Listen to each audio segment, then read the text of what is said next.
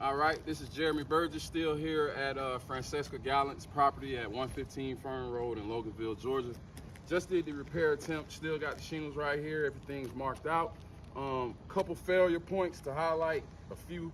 We got one, creasing of the shingles, 2, mat transfer on the shingle that was repaired, 3, nail tears on the shingles that we were trying to get the nails dislodged from.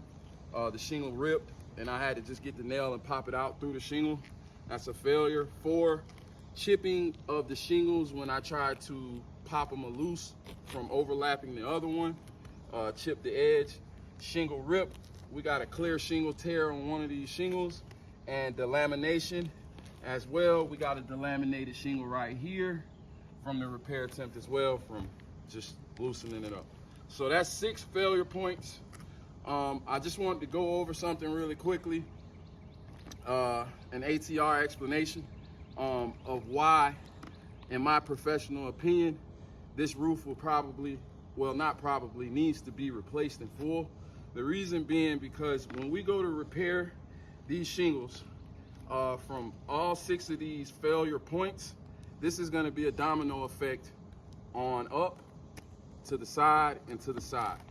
So with that said, when we try to repair this area right here, this whole slope in turn is going to need to be repaired because of how the shingles overlap each other. And as we get closer to this hip right here, you have to have a 4 to 6 inch overlap both ways of felt. So we would have to tear this hip up in order to get to this slope.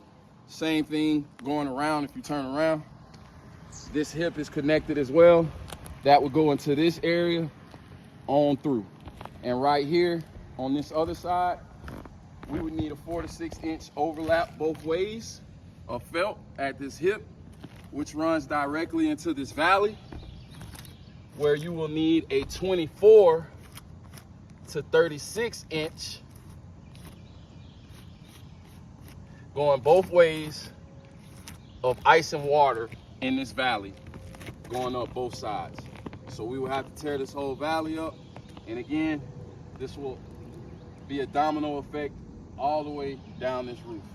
All these facets are tied in together. This is a hip and ridge roof where every facet ties into the next slope.